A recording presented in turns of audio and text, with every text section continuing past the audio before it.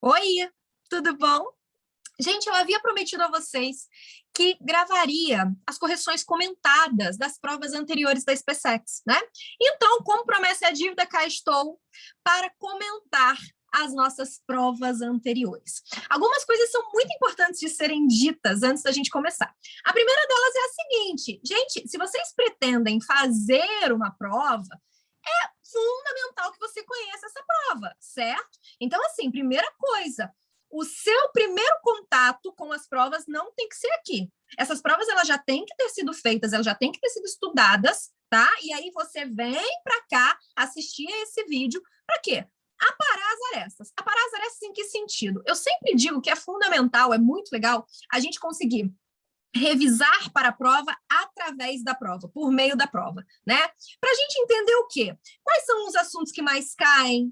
Rever aquilo que talvez a gente tenha estudado lá no início do ano, já não me lembro mais disso, né? Perceber como os assuntos eles são cobrados ao longo da nossa prova, ou seja, para que quando a gente chegar lá naquele momento, né, do desespero, momento crucial de realizar aquele exame, a gente já esteja tranquilo, já sabendo pelo que esperar, tá bem? Então, assim, o que é legal? Já tenham feito a prova, essa que a gente vai fazer aqui foi a prova aplicada em 2020, modelo A, certo? Além disso, tenham como anotar, tem essa prova só aí no celular, de repente aberta, né, no celular ou no tablet, enfim. Seria legal que vocês tivessem onde anotar, então tem aí um caderninho do seu lado, né, se você for abrir em alguma mídia digital que você não tenha como anotar, tem aí um caderninho do seu lado, número 1, letra tal, e os motivos de serem a letra tal, tá? E peguem também um outro caderninho, um pedacinho de papel, enfim, sei lá, o que é que seja, para que você anote aquilo que eu apontar como questões padrão da SpaceX, ou seja, questões que têm uma tendência a cair, né, no sentido de assuntos mais cobrados e aqueles aos quais você tem que dar mais atenção. Gente, uma coisa muito importante, tá? Nessa reta final, o importante não é você tentar aprender aquilo que você não aprendeu até agora. O importante é você reforçar aquilo que você já sabe, porque aí você garante uma questão dentro daquele assunto. Isso é absolutamente fundamental, né? A gente tem que ter o tempo todo isso em mente. Eu preciso garantir questões. E você saber o que estudar, saber o que revisar, é muito importante. É isso que a gente vai tentar fazer nessa prova de agora, tá? Então, eu vou começar aqui compartilhando a minha tela. Vamos dar uma olhadinha aqui no que a gente tem. Essa prova, repito, né, 2020, modelo A, tá? Foi a prova aplicada no ano passado. E aí você tem aquela provinha, né, aquela folha lá de abertura da prova, isso aqui não nos interessa tanto. A prova de português agora, ela está vindo com esse texto, né? Ela está vindo com um texto, ela começou a prezar pela interpretação textual, que era uma coisa que não existia até pouco tempo atrás. É importante a gente entender que tem que haver aí uma estratégia para a realização dessas questões de interpretação textual, né? Até porque a gente está vendo o quê? A cada ano que passa, a SpaceX ela tem somado mais questões de interpretação textual, tá? Então, quando a gente olha para isso aqui, ó, nós já temos 4 questões que versam acerca do mesmo texto. Então, a estratégia para se fazer essa prova, deixa eu parar de compartilhar um pouquinho para poder olhar para vocês olharem para mim, e aí a gente conseguir se entender melhor. A estratégia de você fazer uma prova dessas, né, em que você tem 4 questões aí sobre o mesmo texto, é diferente de você fazer, por exemplo, uma prova do Enem, em que você tem praticamente um texto por questão, tá? No Enem, você vai fazer o quê? Eu vou ler primeiro o meu enunciado e aí eu volto ao texto, né? Por quê? Porque você tem menos tempo, mais textos. Já na prova da SpaceX, como as questões elas vão cair, né, acerca mais ou menos ali daquele mesmo texto, você começa lendo o texto, compreende o texto, e aí você volta fazendo essas questões, entendendo exatamente o que ela está pedindo, tá? Para quê? Para que você não precise ficar lendo e relendo esse texto o tempo inteiro. Então, vamos lá. Vou pegar aqui o texto para a gente tentar entender, ok? Bom, ele diz assim, gente, olha só, sobre a importância da ciência Parece paradoxal que no início deste milênio, durante o que chamamos com orgulho de Era da Ciência, tantos ainda acreditem em profecias de fim de mundo. Quem não se lembra do bug do milênio ou da enxurrada de absurdos ditos todos os dias sobre a previsão maia de fim de mundo no ano de 2012? Existe um cinismo cada vez maior com relação à ciência, um senso de que fomos traídos, de que promessas não foram cumpridas. Afinal, lutamos para curar doenças apenas para descobrir outras novas. Criamos tecnologias que pretendem simplificar nossas vidas, mas passamos cada vez mais tempo no trabalho. Pior ainda, tem sempre tanta coisa nova e tentadora no mercado que fica impossível acompanhar o passo da tecnologia. Os mais jovens se comunicam de modo quase incompreensível aos mais velhos, com Facebook, Twitter e textos em celulares. Podemos ir à Lua, mas a maior parte da população continua mal nutrida. Consumimos o planeta com um apetite insaciável, criando uma devastação ecológica sem precedentes. Isso tudo graças à ciência? Ao menos é assim que pensam os descontentes. Mas não é nada disso. Primeiro, a ciência não promete a redenção humana. Ela simplesmente se ocupa de compreender como funciona a natureza. Ela é um corpo de conhecimento sobre o universo e seus habitantes, vivos ou não, acumulado através de um processo constante de refinamento e testes conhecido como método científico. A prática da ciência provê um modo de interagir com o mundo, expondo a essência criativa da natureza. Disso, aprendemos que a natureza é transformação, que a vida e a morte são parte de uma cadeia de criação e destruição perpetuada por todo o cosmos, dos átomos às estrelas e à vida. Nossa existência é parte dessa transformação constante da matéria, onde todo elo é igualmente importante, do que é criado ao que é destruído. A ciência pode não oferecer a salvação eterna, mas oferece a possibilidade de vivermos livres do medo irracional do desconhecido. Ao dar ao indivíduo a autonomia de pensar por si mesmo, ela oferece a liberdade da escolha informada. Ao transformar mistério em desafio, a ciência adiciona uma nova dimensão à vida, abrindo porta para um novo tipo de espiritualidade, livre do dogmatismo das religiões organizadas. A ciência não diz o que devemos fazer com o conhecimento que acumulamos. Essa decisão é nossa, em geral tomada pelos políticos que elegemos, ao menos numa sociedade democrática. A culpa dos usos mais nefastos da ciência deve ser dividida por toda a sociedade, inclusive, mas não exclusivamente, pelos cientistas. Afinal, devemos culpar o inventor da pólvora pelas mortes por tiros e explosivos ao longo da história? Ou o inventor do microscópio pelas armas biológicas? A ciência não contrariou nossas expectativas. Imagine um mundo sem antibióticos, TVs, aviões, carros. As pessoas vivem no mato, vivendo no mato, sem os confortos tecnológicos modernos, caçando para comer. Quantos optariam por isso? A culpa do que fazemos com o planeta é nossa, não da ciência. Apenas uma sociedade versada na ciência pode escolher o seu destino responsavelmente. Nosso futuro depende disso. Li o texto. Ok, Melissa, o que eu faço? Li meu texto. Né? O que eu vou fazer? Primeira coisa, gente, você vai ter que estabelecer se esse texto é literário ou não literário, tá? Ah, mas o que isso quer dizer? O texto literário é o texto artístico, né? É o texto com intenções artísticas. E o texto não literário é o texto sem intenções artísticas, que é o caso desse texto que a gente acabou de ler. Quando a gente tem um texto não literário, ele tende a ser mais direto, né? Uma linguagem mais direta, uma linguagem mais clara.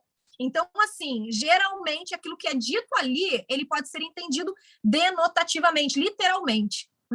Quando a gente está falando, entretanto, de um texto literário, ou seja, de um texto com intenções artísticas, aí a coisa fica um pouco mais complicada. Por quê? Porque a gente tem o sentido conotativo das palavras, a gente tem o sentido figurado das palavras. Muitas vezes, portanto, você vai ter que entrar aí no texto, né? De uma maneira mais desconfiada, você vai ter que ler ali nas entrelinhas. A SpaceX, gente, ela não está tendendo a trazer textos complexos e textos não literários, não, tá? Mas é bom que isso seja colocado aí, tá bom? Que você tenha em mente essa diferença entre os tipos de texto. Vamos, então, para as nossas questões, né? Vamos começar a falar sobre isso aqui de uma vez. Olha só. A gente começa com a questão de número 1, que fala assim: de acordo com o texto nesta chamada Era da Ciência, em que nos orgulhamos de viver, pode-se inferir que é paradoxal acreditar em profecias de fim de mundo, porque a ciência... Aqui a gente tem uma palavra importante, né? Que palavra é essa? Essa aqui, ó. Dá uma olhada nessa criança aqui, ó, inferir. Ah, mas o que significa isso? É perceber, tá? A gente faz uma inferência em um texto, gente, todas as vezes que nós estamos extraindo uma informação que pode ser tirada dele, mas que não é uma informação explicitamente colocada, ou seja, o texto permite que você entenda aquilo, mas ele mesmo não está dizendo aquilo com as palavras claramente, tá? Também é muito importante a gente perceber qual é a informação, né, que ele está trazendo. Então, olha só, ele está dizendo que nós estamos vivendo numa chamada era da ciência em que nós orgulhamos de viver, né? Então, o que a gente vai perceber aqui? Que essa questão, ela traz para a gente determinadas informações, tá? E essas informações, elas devem ser inseridas no texto, elas devem ser tidas como verdadeiras. Você faz a questão sempre tendo como verdadeira a informação que ele está pedindo, tá bom? Então, vamos lá. Pode-se inferir que é paradoxal acreditar em profecias de fim do mundo, porque a ciência, a gente vai observar aqui, ó, oferece a possibilidade de vivermos livres do medo irracional do desconhecido. Não é exatamente disso que ele estava falando, né? Que a gente muitas vezes não sabe lidar com elementos novos que são colocados diante de nós, né? E aí a gente vai e aprende a abordar esses assuntos, né, que às vezes são novos, que trazem para a gente algum tipo de modificação ou transformação na nossa realidade, né? E aí a ciência nos ajuda a abordar esses temas sem medo, sem crendices. Portanto, letra D. Ao comentar sobre o cinismo, o autor faz menção a uma falta de compreensão geral em relação à ciência, que consiste, de acordo com o texto, em entender, letra A ciência como uma espécie de religião que faz promessas de cura e redenção. Ele está fazendo essa diferença aqui fundamental, né, gente, que ele mostra no texto, né, dessa falta de compreensão geral da ciência.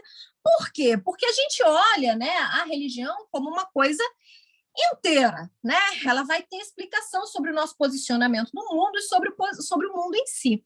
A questão é que a ciência, ela não prova nada. Ela é apenas uma maneira de abordar as coisas. Ela não prova nada no sentido de nem aprovar, né? Ela não promete nada, né? E ela não tem a pretensão de partir de um ponto em que ela se diga certa, né? E seja um ponto pacífico. Não. Ela parte de uma dúvida, ela não parte de um ponto certo, ela parte de uma dúvida e a partir dessa dúvida ela vai se abrindo para descobrir como é que a coisa funciona de verdade, né? Ou assim deveria ser. Então, a priori, não é possível que a ciência ela prometa o que quer que seja, né? A única promessa dela é a da investigação. 3. Na frase, a culpa dos usos mais nefastos da ciência deve ser dividida por toda a sociedade. A palavra sublinhada dentro do contexto significa a culpa dos usos mais prejudiciais da ciência deve ser dividida por toda a sociedade. Gente, olha só, questão de significado de palavra, tá? Você vai ter que ficar ligado nisso aí. Significado de palavra é sempre um problema. Por quê? Né? É sempre um problema. Porque se você for aquela pessoa que tem uma tendência, olha, eu já não leio mesmo, eu não gosto de ler, né? Eu só vejo filme, eu não faço nada, tudo que eu leio é mensagem de celular, é rede social, aí você estará realmente encrencado, tá? Porque uma coisa que eu sempre digo é a seguinte, gente, melhor a gente ler quanto mais a gente lê. A nossa possibilidade de conhecer novas palavras, né? De ter novas chaves de compreensão, de perceber a intertextualidade, meus anjos, ela é a partir da leitura. Então, assim, vá lá ao contexto, né? Essa própria questão aí que fala dos nefastos, né? Ela vai falar das armas biológicas, por exemplo, ela vai falar da pólvora, por exemplo, né? Você vai perceber que são descobertas, né? E são desenvolvimentos que têm um uso prejudicial. Então, o máximo que você vai poder fazer, se for realmente uma palavra que eu não conheço, não sei o que é, você vai ter que retornar ao contexto.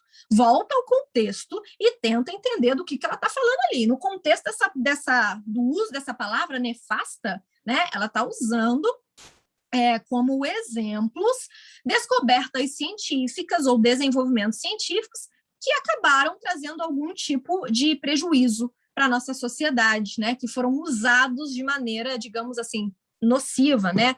Ou prejudicial, tá? Então, voltando lá, agora nós estamos na questão de número 4. Depois de ler o texto, compreende-se que a importância da ciência está principalmente em poder. Aí nós temos a letra A. Escolher enquanto sociedade nosso destino de forma responsável, né? Justamente por quê?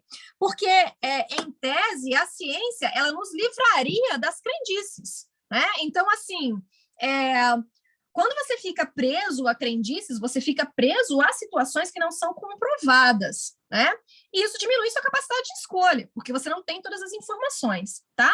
Então, aqui, né, as questões 1, 2, 3 e 4, todas elas referentes ao texto sobre a importância da ciência, do Marcelo Gleiser. Gente, é sempre muito legal que a gente dê bastante atenção ao autor do texto, né, e as suas credenciais.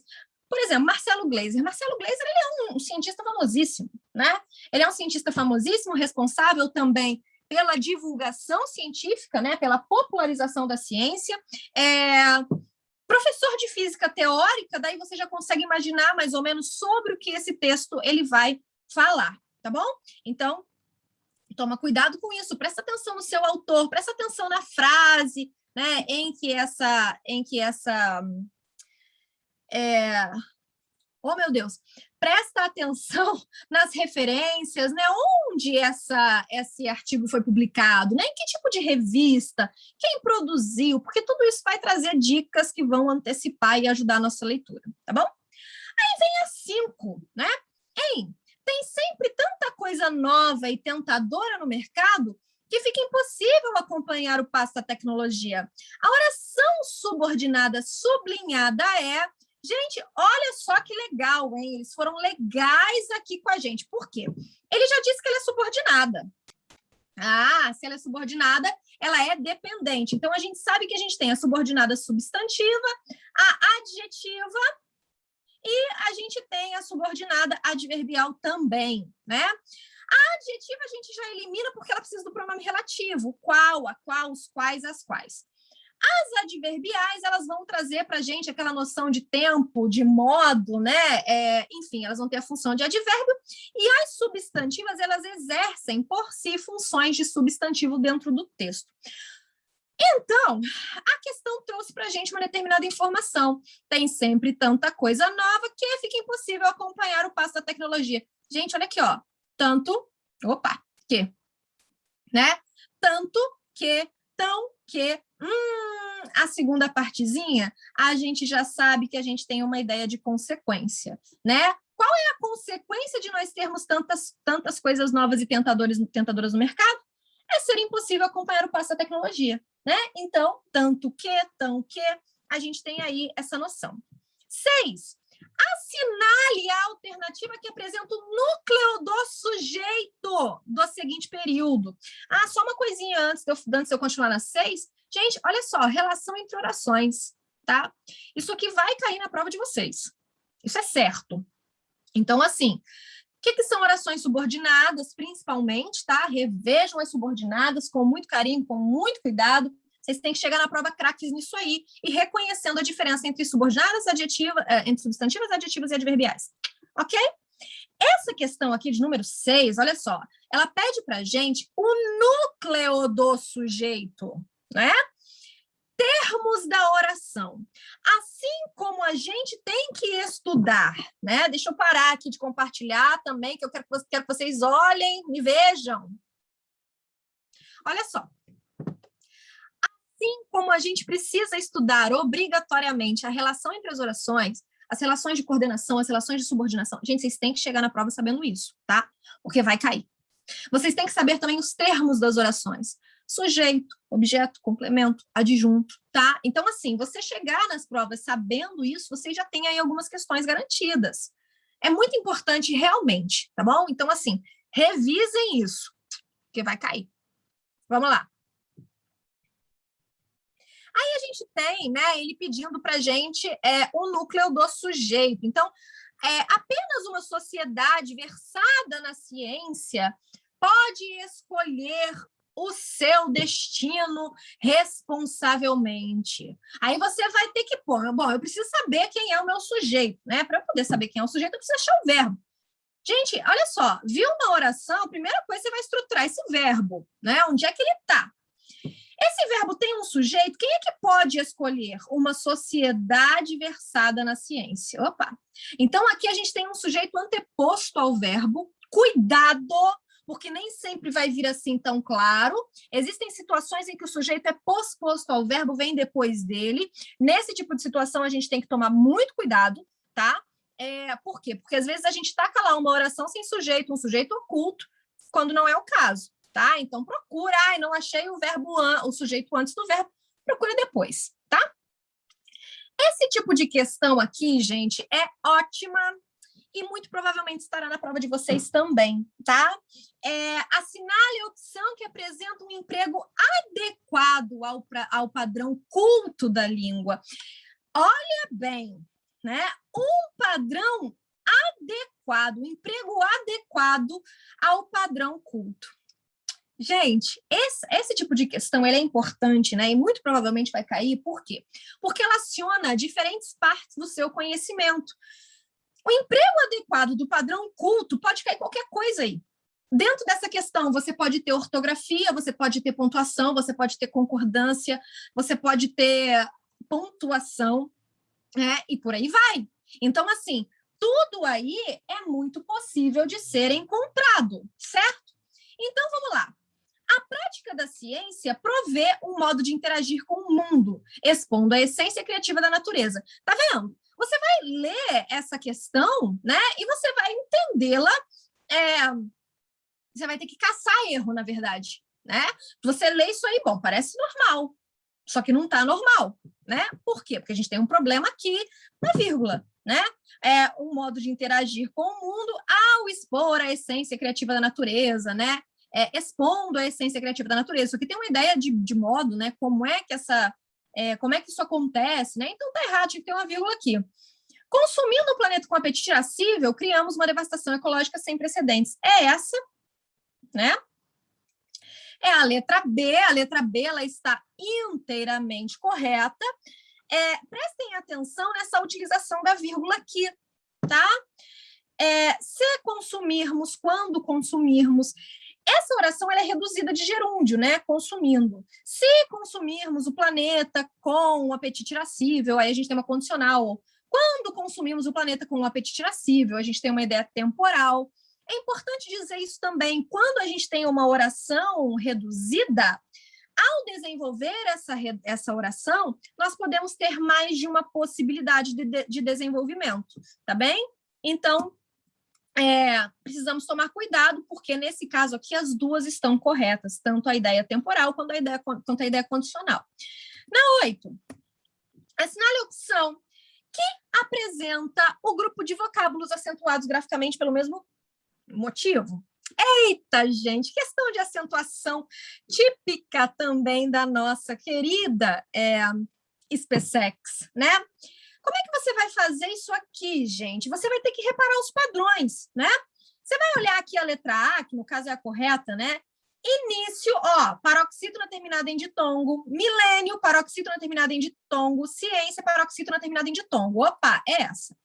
Vamos ver a pontuação a acentuação de insaciável, ecológica e através. Insaciável, paroxítona terminada em L. Se eu tiro esse acento, fica insaciável, né?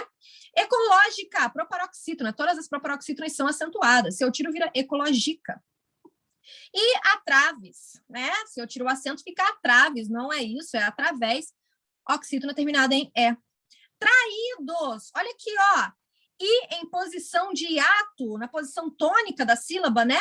Indivíduo, paroxítona em ditongo, pólvora, proparoxítona, todas são acentuadas, polvora, né? Se a gente tira o acento, ela vira polvora, por isso que a gente precisa acentuar. Existência, paroxítona terminada em ditongo, prover, oxítona terminada em E, cônsul, paroxítona terminada em L, tá vendo? A única que a gente teve um padrão aqui foi a letra A. Átomos, Que é isso? Proparoxítona. Microscópio. Paroxítona terminada em ditongo e destruído. Aí a gente tem a letra I em posição tônica no hiato, né, meus anjos? Vocês vão perceber, portanto, e tomar muito cuidado também, para a gente não chamar de proparoxítona essas paroxítonas terminadas em ditongo aí, tá bem? Tomem cuidado com isso, prestem bastante atenção. 9.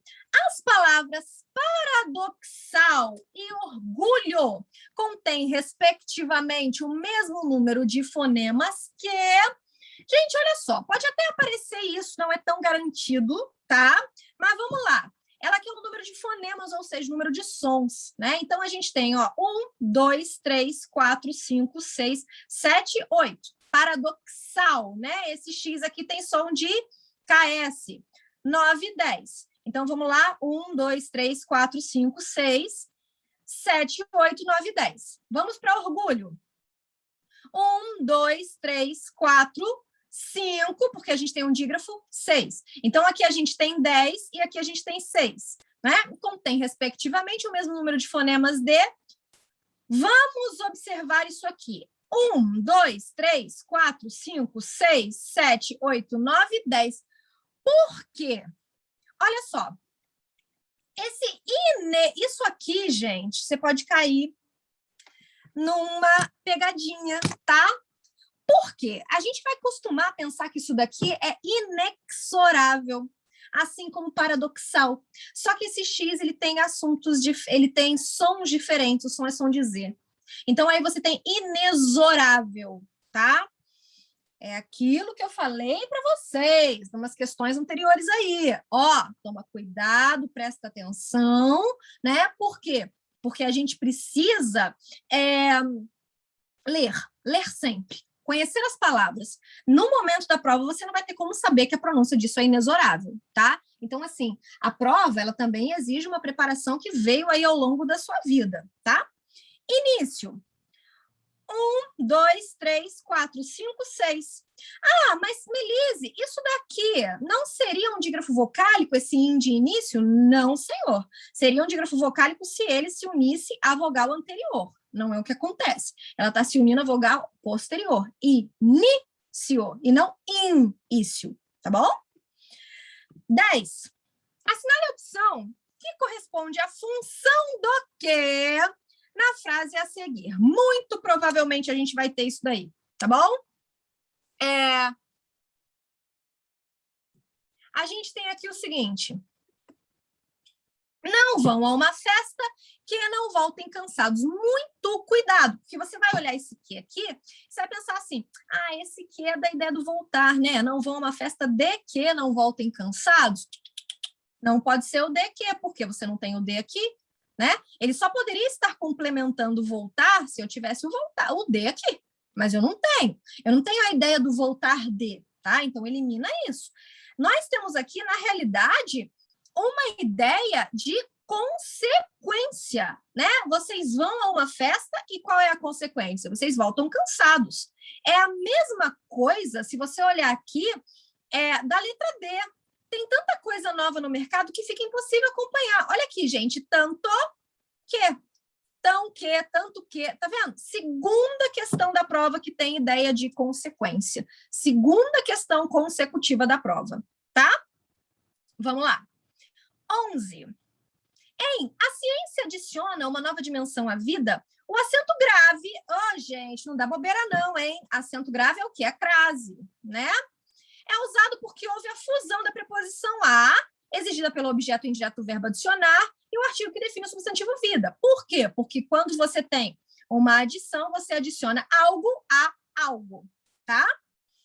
Toda crase é uma fusão. Ele não está trazendo nenhuma novidade aqui, né? Ele está simplesmente definindo a crase, não tem nenhuma novidade. A frase em que o uso do acento grave ocorre pelo mesmo motivo está na alternativa, olha aqui, ó. Neste caso, a gente tem muitos preferem o romantismo do imprevisível à ciência dos números. Por quê? Olha aqui, ó. Muitos preferem isso a isso. Tá vendo? Ele está exigindo, né, um objeto indireto. Por quê? Porque o verbo preferir é bitransitivo, ele exige dois complementos, um complemento direto e um outro indireto. Eu prefiro pizza a bolo, tá? Não é pizza do que bolo. Ele vai exigir, né, como objeto indireto, a preposição lá. É só isso. Né? Depois, a 12. Os mais jovens se comunicam de modo quase que incompreensível aos mais velhos, com Facebook, Twitter e textos em celulares. O termo sublinhado complementa uma ideia presente em qual palavra da frase? Gente, olha aí, ó. Interpretação de texto, né? Olha só. Ela está complementando quem? Incompreensível, de modo quase incompreensível para os mais velhos. Isso é uma questão de regência, tá? Quando eu digo para vocês assim, matemática é incompreensível a mim, é incompreensível para mim, tá? Então, a gente precisa tomar cuidado aí, né, com a letra, para ver a quem ela se refere. Vamos para a questão de número 13. No trecho, existe um cinismo cada vez maior com relação à ciência, um senso de que fomos traídos, de que promessas não foram cumpridas. As orações sublinhadas são classificadas respectivamente como... Gente, mais uma questão de orações. Relação de orações vai cair. Vocês têm que chegar na prova prontinhos para resolver isso aí, tá? E aí, vocês vão ver que nós temos aí um paralelismo, né? Por quê? As duas orações, elas estão completando a ideia de senso. Quando você tem um senso, você tem necessariamente um senso de alguma coisa. E senso é um substantivo. Então, isso é um complemento nominal, é um substantivo o quê? Que exige preposição. Substantivo abstrato que exige preposição. Eu tenho um senso de que fomos traídos e de que promessas não foram cumpridas. Então, a gente tem aqui a letra D, né? Por quê? As duas completivas nominais, porque as duas estão se referindo ao mesmo tem a mesma palavra, o mesmo termo. 14. No fragmento, a ciência não contrariou nossas expectativas. Imagine um mundo sem antibióticos, TVs, aviões, carros. Temos... O que a gente tem? 2 períodos simples com verbos transitivos e seus respectivos objetos diretos, ok? A 14 é a nossa letra E, tá? Por que período simples? Gente, olha aí, oração, oração, oração, oração, né? Então, assim, muito cuidado. Por que 2 períodos simples, portanto? Olha só, o que é um período? Período é uma frase com verbo, a gente sabe disso, né? Letra maiúscula, ponto final, letra maiúscula, aqui termina, temos um ponto, né? A ciência não contrariou nossas expectativas, ó, tem um verbo só nesse período, ele é simples. Se tivesse 2 verbos, teríamos 2 orações, ele seria composto. Imagine um mundo sem antibióticos, tarará, tarará, tarará, né? Aqui, a gente também tem um período simples. Por quê? Porque a gente tem apenas um verbo. Tá, temos 2 períodos simples. Com verbos transitivos e seus objetos, sim, a ciência não contrariou o quê? Nossas expectativas. Olha aqui, ó, a frase transita, ó. A ciência fez a ação de contrariar. Quem ficou contrariado? Nossas expectativas, ação transitiva. Imagine um mundo sujeito oculto que vai imaginar o quê? Alguma coisa vai ser imaginada. Ação transitiva, letra E. Tá bem? 15. O verbo sublinhado no trecho em enxurrada de absurdos ditos é... Gente, o que a gente tem aí? Um verbo inflexível, um particípio, né? Esse particípio aí, ele é um particípio irregular, não temos o verbo dizido, né? Particípio irregular. Só vamos lembrar do seguinte, né? Ó, verbos ser e estar, a gente tem o particípio irregular. Quando a gente tem, entretanto, os verbos ter e haver, a gente tem o verbo regular. Então, ele está correto e ele tem corrigido, tá bom? Muita atenção aos verbos que nós chamamos de abundantes, tá? A personificação é uma figura pela qual se faz os seres inanimados ou irracionais agirem e sentirem como pessoas humanas. Por meio dessa figura, também chamada de prosopopeia e animização, empresta-se vida e ação a seres inanimados. A hipérbole é uma figura de pensamento que consiste em uma afirmação exagerada, uma deformação da verdade que visa um efeito expressivo. Gente, olha bem como ele foi legal, né? Olha como ele foi legal. Nós temos aí, né, uma oração, né, ou uma questão, na realidade, que já está trazendo para a gente a definição do termo que ele quer. Então, se ela já traz a definição do termo, poxa, 1000 vezes melhor. Né? Assim eu não fico jogada aqui, desesperada, tentando me lembrar do significado desse termo. Então, vamos lá. Ela vai pedir a personificação, né? A prosopopeia e a hipérbole, né? Quer dizer, a personificação e a hipérbole. Ele está pedindo para a gente para reconhecer isso. Onde é que isso está, gente? Está na letra E. Por quê? A ciência é uma coisa, e uma coisa não pode abrir nada, tá? Só que quem abre porta somos nós, tá? Então, você está personificando aí a ciência. Agora, consumimos o planeta com um apetite insaciável. Isso é uma hipérbole. Né? Um apetite que nunca vai ser saciado, um apetite que assim saiu totalmente do nosso controle, né? E que a gente vai comer o planeta inteiro e já era, né? E agora vão começar as questões sobre literatura, claramente sobre literatura. Então, nós temos aqui, ó, indefiníveis músicas supremas, harmonias da cor e do perfume, horas do ocaso, trêmulas extremas, Réquiem do sol que a dor da luz resume. Nos versos acima, um exemplo de imagem plurissensorial, uma figura de linguagem conhecida pelo nome de chuchus da minha vida, plurissensorial. Pluri, muito sensorial, sentido. Muito sentido e só pode ser quem? Uai, só pode ser a sinestesia, né? Que era uma característica típica dos simbolistas. Então, a gente tem aqui, ó, harmonias da cor e do perfume. Cor tem a ver com a visão, perfume tem a ver com o olfato, né? Então, quando você começa a ter essa mistura de sentidos, você tem a sinestesia, ok? 18. Esses gerais sem tamanho, enfim, cada um que quer a prova, o senhor sabe, pão ou pães é questão de opiniões. O sertão está em toda parte. O fragmento acima de Guimarães Rosa marca o sertão universal. Essa é uma característica típica, né, gente, do Guimarães Rosa. Por quê? O Guimarães Rosa, a gente sabe, está na terceira fase modernista, né? Alguns não gostam de chamar isso de terceira fase modernista, eles chamam de geração de 45. Mas o que acontece? A gente sabe que a gente teve uma geração anterior, que foi a geração de 30.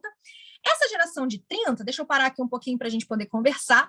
Essa geração de 30 aí, né, que a gente já está habituado, é uma geração que fala do regionalismo, ela vai lá no interior do Nordeste, ela traz esses personagens para a gente, né? Então, assim, ela se preocupa muito com a atuação social e política desses personagens, né? Com o papel social que eles desenvolvem. Quando a gente chega na geração de 45, a gente já percebe uma coisa diferente. Por quê? Principalmente com seus principais autores da prosa, Guimarães Rosa e Clarice Lispector, né? Esses dois, né, principalmente o Guimarães Rosa, ele continua inserindo as suas obras no sertão, mas é um sertão universal. É um sertão muito preocupado com o interior, com a alma do homem. E o homem é homem em qualquer situação, né? O homem, ele é homem em Paris, ele é homem no Rio de Janeiro e ele é homem no interior do Nordeste, tá? Então, aqui, a gente vai ter claramente essa preocupação do Guimarães Rosa, né, com a universalidade do sertão, tá? 19.